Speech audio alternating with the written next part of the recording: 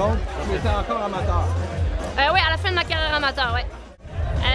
Je pense que le cheminement a été de soi, ça s'est fait ensemble. On est deux personnes qui sont dans la boxe pour les bonnes raisons, qui ont la même philosophie, la même mentalité. Donc pour moi, c'était un choix logique de travailler avec Stéphane. Stéphane, de son côté, je pense qu'il voulait prendre sa retraite de la boxe.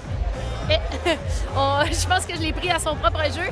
Mais je dirais que de faire le saut chez les professionnels, Stéphane est le seul à y avoir cru dès le début et à m'avoir appuyé à 100%, puis ça, j'ai vraiment apprécié. Mais c'était pas au départ ce qu'on voulait faire. Là. Avant que je la connaisse, je l'avais vue un petit peu dans les gymnases, j'avais entendu parler d'elle. Mais je me faisais pas une grosse idée parce que souvent, on parle d'un athlète qui est super bon et tout ça. Puis quand que tu le regardes, tu dis « OK, il a des belles qualités, mais tu prends pas le temps toujours de regarder au complet. » Puis je m'étais pas embarqué là-dedans, dans le fond, parce que première des choses, je voulais pas aller plus loin, puis je voulais pas rien. Puis finalement, elle m'a contacté, puis on s'est assis ensemble, puis on a complété bien des choses. Commencé, j'ai dit, si tu veux passer professionnel, il n'y a pas de problème. Il y a des bonnes chances que tu réussisses, mais il y a des bonnes chances que ça ne fonctionne pas non plus. Je dis, m'a tout faire pour t'amener au plus haut que je peux t'amener, avec l'expérience que j'ai. Puis jusqu'à date, ça fonctionne bien. Puis on a une belle complicité, puis c'est ça qui fait que... Souvent, c'est pas facile pour un athlète de vraiment écouter le public en même temps, tu sais. Le public veut des KO, le public veut ci, veut ça, veut de l'action.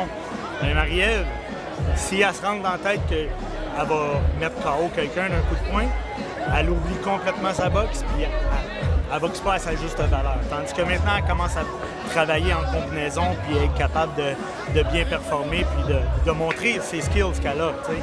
Puis c'est ça qui fait qu'elle est plus spectaculaire, puis ça va venir avec le temps, je suis persuadé. Marie-Ève, ouais. Je sais pour parler souvent avec ton coach après les combats, même malgré tes victoires, il est rarement satisfait. Il y a satisfaction, mais il y a toujours de quoi qui le fatigue. Donc le dernier combat, si je comprends bien, pour une fois, il était satisfait. Enfin?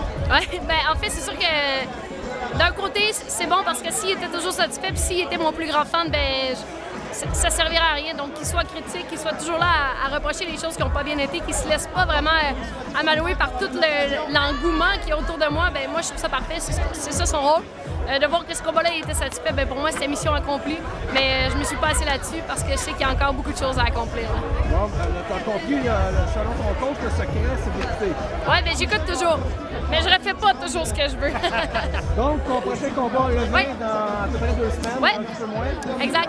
Ton adversaire va être annoncé peut-être aujourd'hui. Je pense oui, dans les courants de la semaine, exactement, oui. Et toujours invaincu, Marie-Ève